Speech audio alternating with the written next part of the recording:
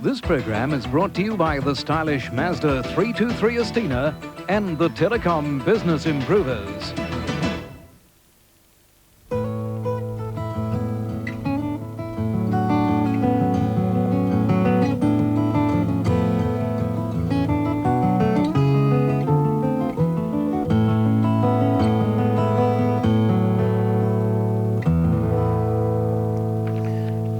Friday, it's been it really has been. James Fairfax, who's writing his memoirs, I think part one, will be in tonight to talk about that. It's available, I think, from today. And Geoffrey Watson, we found him, alive and well, living with a group of women, and he'll be coming to do my car.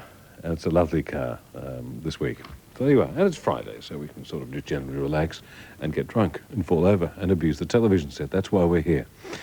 Well, the peace talks in Madrid might have started with timid courtesies, but the first session has ended with vitriol spilling all over the place. Syria's foreign minister has gone for the throat of Israeli Prime Minister Yitzhak Shamir.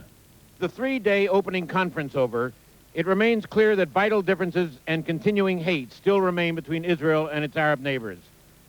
Israeli Prime Minister Yitzhak Shamir continued to express a desire for continued negotiations and peace, but stung by yesterday's statement, he lashed back at Syria, calling it one of the most oppressive and tyrannical regimes in the world.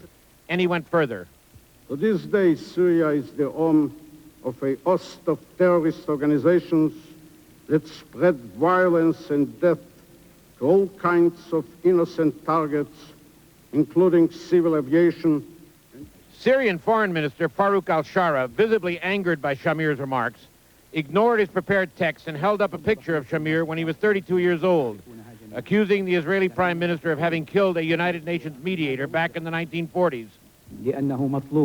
It was distributed because he was wanted. He himself recognized that he was a terrorist and that he helped in the assassination of Count Bernadotte, the UN mediator in Palestine. He killed peace mediators. The Egyptian Foreign Minister, Amir Moussa, representing a country that has made peace with Israel, was obviously concerned about this continuing confrontation.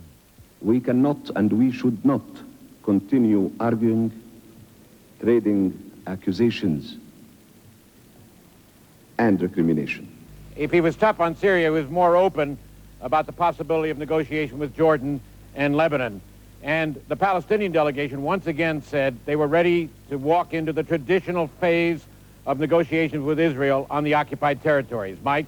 Pierre, the break in the talks lasted a good deal longer than expected. What is going on behind closed doors? Are there any problems here, perhaps, in resuming the sessions? Mike, what we heard is that when Prime Minister Shamir ended his speech and headed for the airport, he was stopped by Secretary of State James Baker, who took him into a room and had a private conversation with him, then let him go.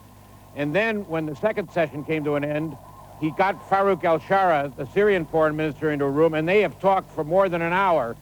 And we don't know exactly what they're talking about, but I think part of it is a Baker proposal on the bilaterals, which he wants to put on the table when he makes his speech in a few minutes. Now, that man has got eyebrows. Well, it's on again. Former Treasurer Paul Keating today disagreed with the government on interest rates and plans to hand taxation powers back to the states. The former Treasurer's attack comes just 3 days before a special caucus meeting called by Prime Minister Hawke in a bid to head off ALP dissent over the so-called new federalism. Mr. Keating first hit out 2 weeks ago, warning against a wholesale handover of tax powers to the states. Today, he stepped up the pace. This is the most enormous change in the constitutional arrangements in this country of the income tax arrangements away from uniform taxation, and yet we've had virtually no public debate. Today's Spark reports claiming the states may be offered income tax powers at the special Premiers' Conference in Perth later this month. When we're all long gone, when I've left the public scene, you've left radio, and all the players are now gone, this change will go on to haunt Australia forever. Mr. Keating says handing tax powers to the states will seriously erode the federal government's ability to manage the national economy and runs counter to ALP philosophy and practice. Mr. Hawke says Mr. Keating is setting up straw men. There is no commitment, there hasn't been any commitment to any specific proposal, and to make any suggestion or implication that there is simply mischievous. Paul Keating is also critical of the pace of interest rate reductions.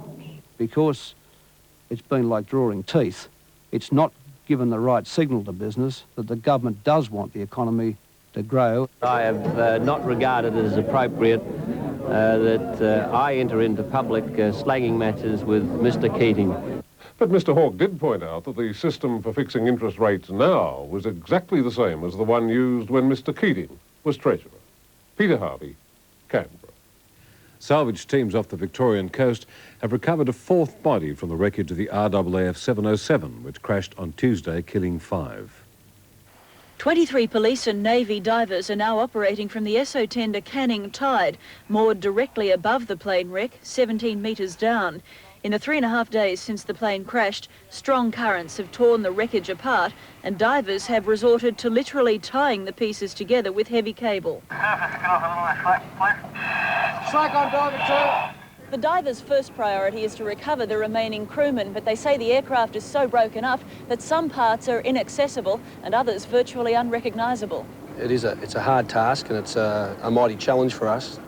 It's the largest job we've ever done, that's for sure. Meanwhile, analysis of the flight data and voice recorders is believed to have confirmed that the plane hit the water on an almost vertical angle. Sources have suggested the information also points away from equipment or structural failure as the cause of the crash, but the Air Force is refusing to confirm that. There are no indications, and that's as far as I'll go on that issue. We haven't analysed the tape, so my initial listening to the tape was that there was 2 Mayday calls given, the word Mayday only, and anything else was possibly static. This afternoon, divers hauled up a piece of fuselage with one of the bodies trapped inside. A fourth was lost overboard, but retrieved a short time ago. Tracy Grimshaw, World Tonight. Must be distressing for them, mustn't it? Craig McLaughlin, who has spoken to me on a number of occasions, has won some substantial libel damages against a London tabloid newspaper that claimed he had committed adultery and enjoyed dressing as a woman. I suppose when they say enjoyed dressing as a woman, is that the key word? I assume they mean he dressed as a woman, not enjoyed it. Anyway, he's the Mirror Group newspapers and former Sunday Mirror editor accepted that the allegations were untrue, the allegations they'd published. They've apologised and agreed to pay the undisclosed substantial damages.